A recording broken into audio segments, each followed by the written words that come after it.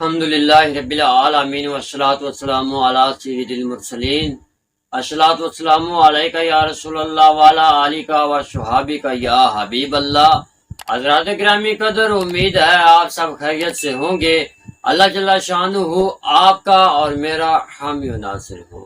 اللہ جل شانہ نے قرآن مجید فرقان حمید کے اندر فرمایا الرحمن علم القرآن۔ اگر دیکھا جائے تو یہ دو آیات مبارکہ، ان کا اختصار اتنا ہے کہ ان دو آیات مبارکہ کے اندر 3 الفاظ ہیں، لیکن نبی کریم صلی اللہ تعالی علیہ وآلہ وسلم کی ایسی نعت ہے کہ بندے کی عقل دنگ رہ جاتی ہے۔ حضرات گرامی قدر، ان کا شان نزول یہ ہے کہ جب یہ آیت مبارکہ نازل ہوئی اسجدوا للرحمن کہ رحمان کو سجدہ کرو، تو کفار نے یہ کہا کہ رحمان کون ہے؟ ہم تو نہیں جانتے رحمان کو، رحمان کے بارے میں ہم نہیں جانتے رحمان کون ہے۔ اس وقت یہ آیت مبارکہ نازل ہوئی الرحمن علم القرآن۔ ارے کیا تم نہیں جانتے کہ رحمان کون ہے؟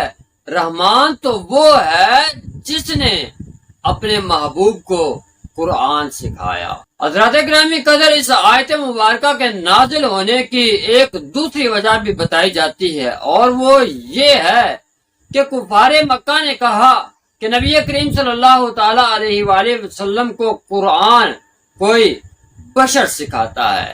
اس پر اللہ جل شانہ نے یہ آیات مبارکہ نازل فرمائی الرحمن علم القرآن کہ میرے محبوب کو قرآن پاک کوئی بشر نہیں سکھاتا۔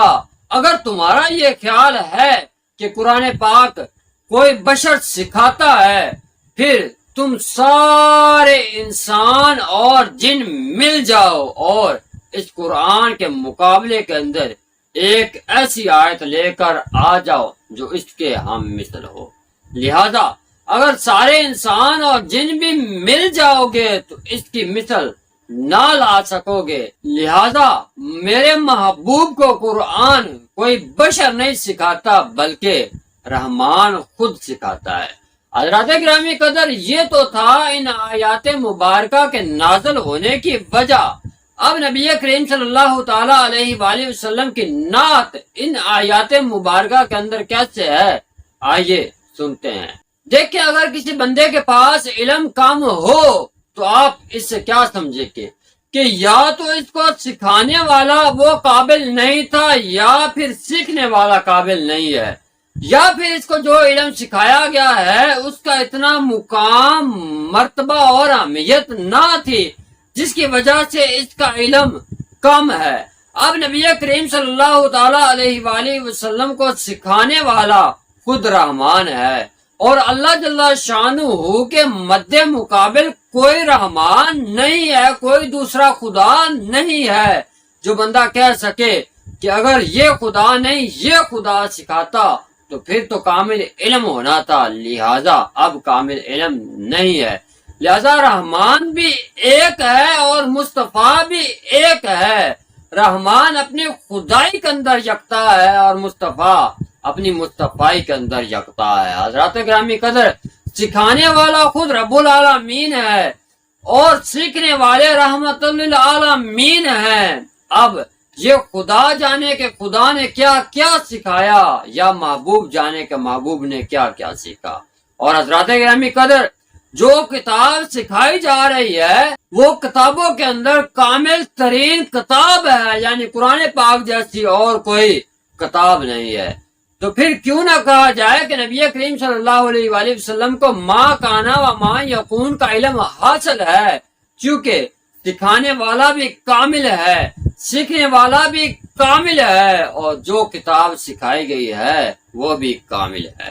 دوسری طرح سے نبی کریم صلی اللہ علیہ وآلہ وسلم کی نعت اس طرح ہے کہ نبی کریم صلی اللہ علیہ وآلہ وسلم تمام انبیاء سے افضل ہیں، اور انہی آیات سے پتہ چل رہا ہے کہ جتنے بھی انبیاء آئے کسی کو کوئی علم عطا کیا گیا، کسی کو کوئی علم عطا کیا گیا۔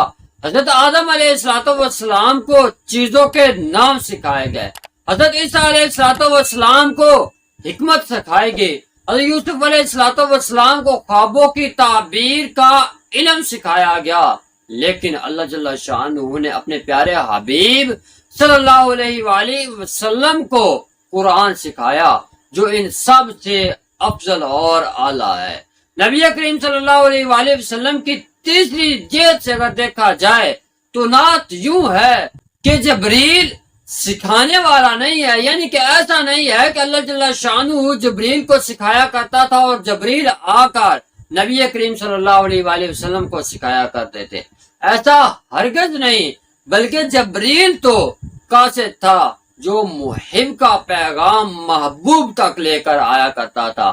ایک دفعہ جبریل امین حاضر ہوئے اور آ کر عرض کی، کاف، نبی کریم صلی اللہ علیہ وآلہ وسلم نے فرمایا میں نے جان لیا۔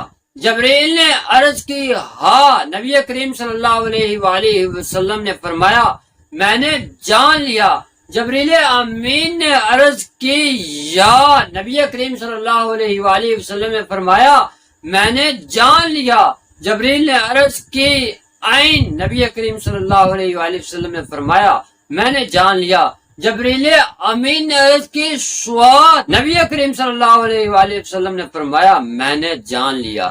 جبریل امین عرض کرنے لگے، یا رسول اللہ صلی اللہ علیہ وآلہ وسلم، میں تو وہی لے کر آیا ہوں، میں تو ان حروف کو لے کر آیا ہوں، مجھے نہیں پتا کہ ان حروف کا مطلب کیا ہے، ان کا معنی کیا ہے، ان کا مفہوم کیا ہے۔ اور یا رسول اللہ صلی اللہ علیہ وآلہ وسلم، آپ نے جان بھی لیا ہے۔ اللہ جل شانہ سے دعا ہے کہ اللہ جل شانہ نبی کریم صلی اللہ علیہ وآلہ وسلم کا مقام اور مرتبہ ہمیں سمجھنے کی توفیق عطا فرمائے۔ آمین بجاہ نبی جل آمین صلی اللہ تعالی علیہ وآلہ وسلم۔